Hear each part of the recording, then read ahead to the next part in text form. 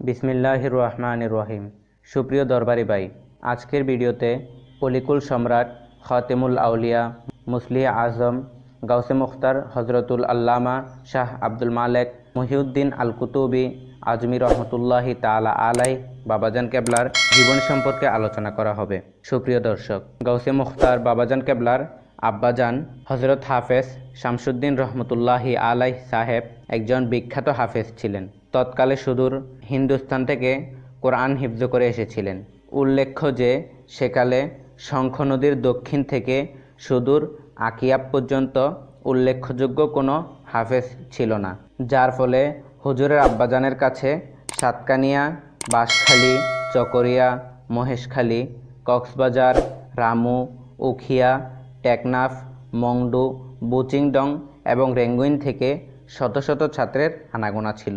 হুজুরের আব্বাজান একসাথে 300 থেকে 400 ছাত্র পড়াতেন, অর্থাৎ বড় বড় ছাত্রগণ ছোট ছাত্রদের সবক দিতেন এবং বড় ছাত্রদেরকে হুজুরের আব্বাজান সবক দিতেন। এই নিয়ম অনুযায়ী বেশি বেশি ছাত্র পড়ানো যেত।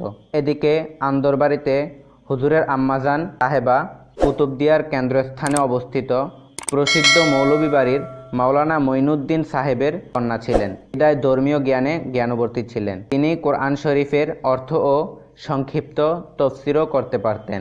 হুজুরের আব্বাজান কোরআনি বাগান শুরু করেন কোনো এক শুভ দিনে।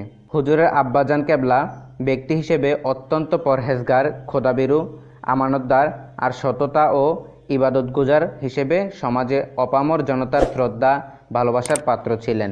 পাড়ার সবাই ওস্তাদ হিসেবে সম্মান করতেন, কারণ সব ছেলে মেয়ে হুজুরের আব্বাজান কেবলার বাড়িতে কোরআন পড়তে আসত। এমনকি বয়স্ক লোকেরাও কোরআন শুদ্ধ করে পড়ার জন্য আসত। সুতরাং আবাল, বৃদ্ধ, বনিতার শিক্ষক হিসেবে সম্মান পেতেন।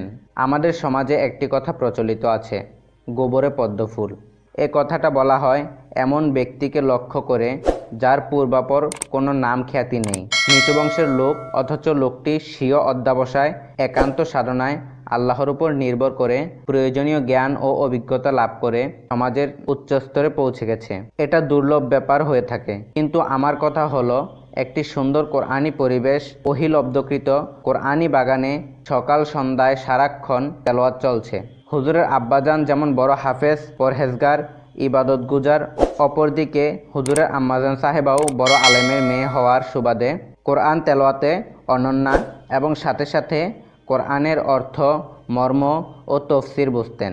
মোট কথা, হুজুরের আব্বা আম্মা উভয়ে তাহাজ্জুদ ও নফল ইবাদতে নিজেদেরকে নিয়োজিত রাখতেন।